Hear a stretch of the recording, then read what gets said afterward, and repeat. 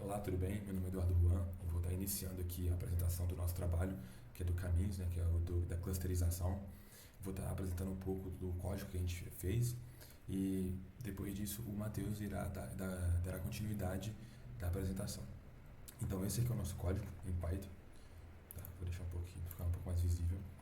Bom, a gente tem algumas importações importantes, tá? Não vou falar muito sobre elas, mas uma das mais importantes é a da base de dados, né, que é da Iris, que foi pedida pelo professor. A gente transforma essas bases de dados em data frame, a gente transforma os dados em tabelas e a gente printa elas logo no início, sem a coluna target, né, que foi pedido. Então a gente não printa a coluna target porque não foi pedido. A gente transforma esses dados, nessas tabelas, em listas de listas. Então a gente vai ter uma lista com todas as listas de todas as informações sobre as flores, né? Logo abaixo a gente tem a função, que é a nossa função de caminhos, que a gente implementou lá do zero.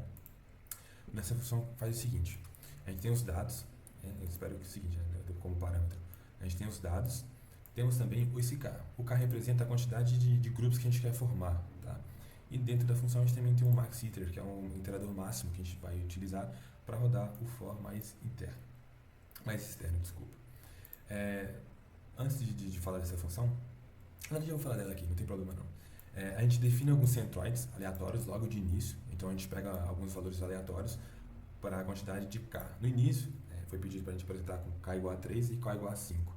Então, na primeira vez que for rodar o código chamando K igual a 3, vão ser 3 centroids aleatórios, e na outra vão ser 5 centroids aleatórios. Centroids é um valor, nesse início, é um valor aleatório, mas quando ele for dar continuidade do código, ele for rodar, o centroid é definido como ponto médio entre todos os outros pontos. Então ele é a distância média que ele está. É um ponto onde ele é médio entre todos os outros pontos. Bom, a gente tem esse for interno, né, que vai rodar a quantidade de 100 vezes para atualizar os centroids. Mas o que a gente faz? Ele calcula as distâncias. Então, inicialmente, ele vai pegar todas as flores e vai calcular a distância entre cada centroide. E vai armazenar isso nessa também lista de listas. Depois, a gente vai agrupar essas flores de acordo com o centroide. Então, ele vai analisar a flor e ver a distância e vai ver qual que ela combina mais entre os centroides. Ele vai gravar ele em grupos. Inicialmente, tem 3 grupos e na outra vez que for rodar, é 5 grupos. Logo em seguida, a gente vai ter as distâncias já calculadas e os grupos já prontos. Vamos calcular de novo os novos centroides para verificar se aquele centroide início que a gente obteve aleatoriamente está correto ou não. Porque como a gente pega meio que aleatório, então a gente não sabe se é realmente o ponto central. Então a gente vai calcular de novo um ponto central, já com os grupos montados.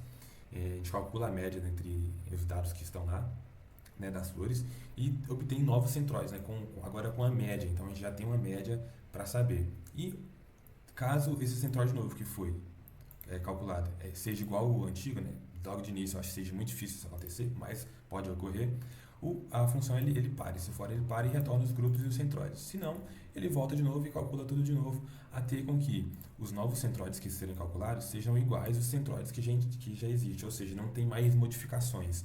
Então a gente realmente achou os pontos centrais. E aí a gente roda as funções, né, com K igual a 3 e depois a gente roda ela com K igual a 5. A gente printa também na tela os centroids que a gente obteve e também o silhouette score. O silhouette score ele é o que? É a nota que se dá para dizer o quão bom tá os nossos grupos montados. Ou seja, quanto mais próximo esse valor for do 1, significa que os pontos agrupados realmente eles pertencem àquele grupo, sabe? Então é isso, quanto mais próximo a 1. Quanto mais próximo ao 0, significa assim, olha, não tá tão bem, né? Não está muito bom, mas também não está muito ruim, tá mais ou menos, né? Dá para melhorar alguma coisa, algum aspecto ali. E quanto mais próximo do menos 1, significa que alguma coisa está errada, que talvez aqueles grupos não estejam montados tão bem assim. Então a gente printa esses tanto por K igual a 3, tanto por K igual a 5. Os centroides e também o silhouette score. Logo em seguida, a gente chama essa função, a gente chama uma função, na verdade, já pronta na biblioteca, com scalarner, né, por K igual a 3. E a gente printa também, por K igual a 3 e por K igual a 5, os centroides e o silhouette score, tá? E a gente vai apresentar essa diferença, se houve ou não diferença, do nosso implementado com uma que já existe, tá? E a gente também apresenta por K igual a 3 e por K igual a 5, a gente printa aqui. Logo depois, foi pedido para a gente tentar reduzir as dimensões dos nossos dados com o PCA. O que a gente tentou fazer? Na verdade, a gente conseguiu fazer o PCA Bom, a gente conseguiu reduzir os nossos dados, que eram a lista de lista, em duas dimensões, para a gente conseguir analisar melhor o agrupamento, né, das nossas flores que a gente conseguiu. Então a gente utilizou ela com o melhor resultado. Bom, no nosso teste que a gente testou várias e várias vezes, como é um número aleatório, então a gente teve que testar algumas vezes. E todas elas, o melhor número obtido, né, do Street Score, com K igual a 3, foi com o sklearn. Então, aqui no PCA a gente utiliza os grupos do sklearn com K igual a 3 para montar os gráficos. A gente tanto conseguiu transformar ela tanto em duas dimensões quanto em uma dimensão para a gente conseguir visualizar graficamente, tá? O que aconteceu, como que ficou. Eu vou rodar o código aqui, só para ver que está funcionando. Vamos lá, tá. Essa parte aqui o Matheus que vai falar certinho como que vai funcionar, então eu não vou entrar a fundo. Vou apresentar aqui pelo menos os dados, a gente tem os dados, a gente printa só apenas 5 linhas, tá, do nosso data frame, da nossa tabela. Temos aqui a largura da sépala e o comprimento da pétala e o comprimento da pétala. Aqui temos o nosso, que é o hardcore, que a gente implementou, com os centroides finais para K igual a 3. Temos os seus valores, tá? E o silhouette score dele foi esse valor. O Matheus ele vai entrar mais a fundo para apresentar certinho o que aconteceu. E esse aqui foi os valores para K igual a 5. Então, ele vai dar continuidade. Eu vou parando por aqui e agradeço. Muito obrigado. Então agora eu vou falar sobre os resultados que a gente obteve utilizando os dois métodos de clusterização, né? Que foi o nosso algoritmo implementado, hardcore, e, e o algoritmo implementado da biblioteca sklearn, né? Então a gente vai fazer a comparação entre os resultados. E como dizia na descrição do trabalho, a gente fez os testes para o K igual a 3 e o K igual a 5. E para avaliar a qualidade dos agrupamentos, né? A gente utilizou o Silhouette Score, que é aquela métrica, né, que varia de -1 até 1. E quanto mais próximo de 1, né, melhor o resultado, melhor o agrupamento, melhor esses grupos eles estão formados. Então, falando aqui dos resultados, para o nosso algoritmo que a gente implementou, para o K igual a 3, a gente obteve o resultado de 0,5186, razoável, né? Para o K igual a 5, a gente obteve o resultado de 0,3978, que mostrou aqui uma queda um pouco significativa, né?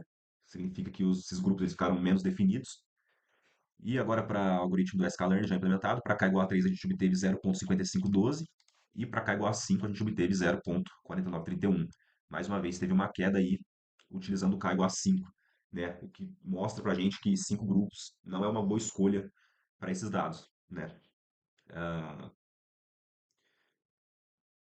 olhando no geral, assim, o melhor resultado que a gente obteve, então, foi o da biblioteca sklearn para o K3, foi o resultado mais próximo de 1, né? Ah, comparando com o nosso, o nosso resultado a partir do K3, não foi tão ruim, né, o que a gente obteve, mas, de fato, o da biblioteca sklearn ele foi o melhor resultado de todos para o K3, o que mostra que o algoritmo já implementado ele é um pouco melhor e um pouco mais eficiente.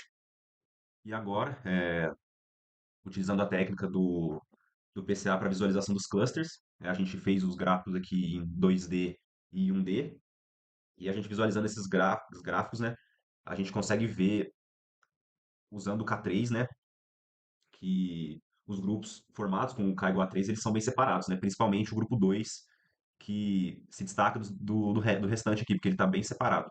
Mas, no geral, os grupos também estão bem separados, o que reforça, né, que o K3 é o valor mais adequado, né, para esses dados. E aqui a gente tem a visualização do PCA com o 1D para uma dimensão, que mostra também que o segundo grupo ele está bem separado dos demais. Mas a separação tá, no geral, tá bem separada, que mostra que o K3 é o melhor para esses dados.